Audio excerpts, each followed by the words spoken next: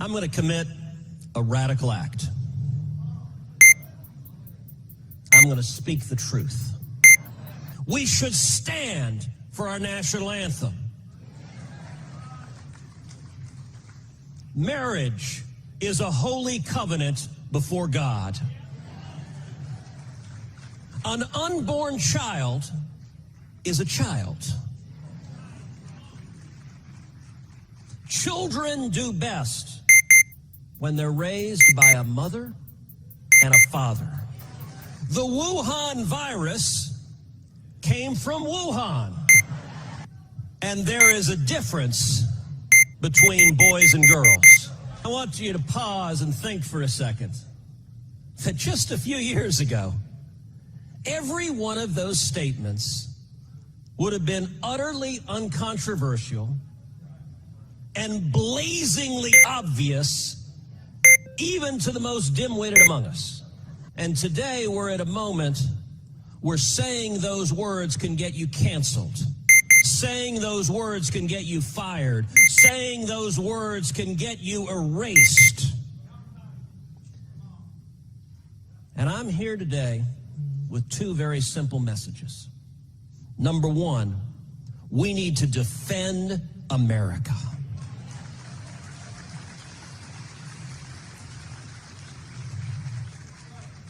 And number two, a word of optimism.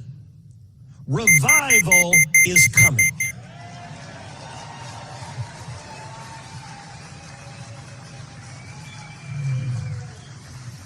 We are seeing an assault on our nation, an assault at a level never before in the history of this country. All of the foundations of this country are under assault. The Constitution is under assault. The Bill of Rights is under assault. Our founding fathers are under assault. The eternal principles America was built on are being attacked each and every day.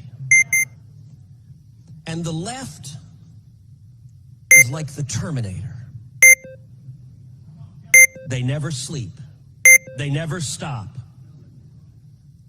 They're soulless, have no heart, no brain, and red eyes. Their trick. They want to convince the men and women here. They want to convince patriots across the country that when you think obvious truths, that you're alone.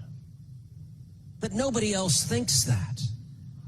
They control the airwaves, they control media, they control journalism, they control education, they control Hollywood, they control culture, and they try to tell us nobody else thinks like you do. There's a corollary to that, which is the greatest trick the left has ever played, is to convince millions of Americans we are alone and that the American people aren't with us. What they're doing is wrong, and it's built on a pile of lies. You know, Andrew Breitbart once said, politics is downstream from culture. Politics is culture. If you want to hold on to your faith, if you want to hold on to your freedom, then you have to rise and answer the call to defend America. The numbskulls in the media will say, see, it's a call to violent action. No, you nimwits.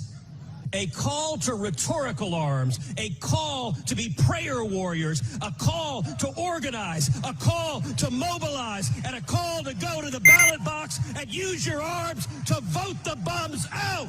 The patriots across America who love our nation, who reject the stinking pile of lies that the left is selling. We need to wake up, we need to energize, we need to engage, and let me tell you, we can win, and we will win. Earlier this year in Southlake, Texas, a suburb of Dallas, Southlake School Board had implemented a curriculum where they were teaching critical race theory. Now, what is critical race theory? You know, just this week on Capitol Hill, I had a reporter run up to me. He thought he had a gotcha. He said, hey, what's critical race theory? Apparently, he thought I would turn to him and say, gosh, I have no idea. I think it's really bad, but I just don't know what it is, because, conservatives are morons and we don't know what we're talking about. Like, he really did think this was such a, boy, he really got you there. And I explained to him, I said, well, it's a theory that derives from Marxism. Karl Marx viewed the entire world as a conflict between classes, between the owners of capital and the working man and women, the proletariat, a fundamental battle in society. Critical race theory takes that same Marxist concept, except it replaces class with race. And it says all of America and all of the world is a battle between the races. Critical race theory says every white person is a racist. Critical race theory says America is fundamentally racist and irredeemably racist. Critical race theory seeks to turn us against each other, and if someone has a different color skin, seeks to make us hate that person. And let me tell you right now, critical race theory is bigoted, it is a lie,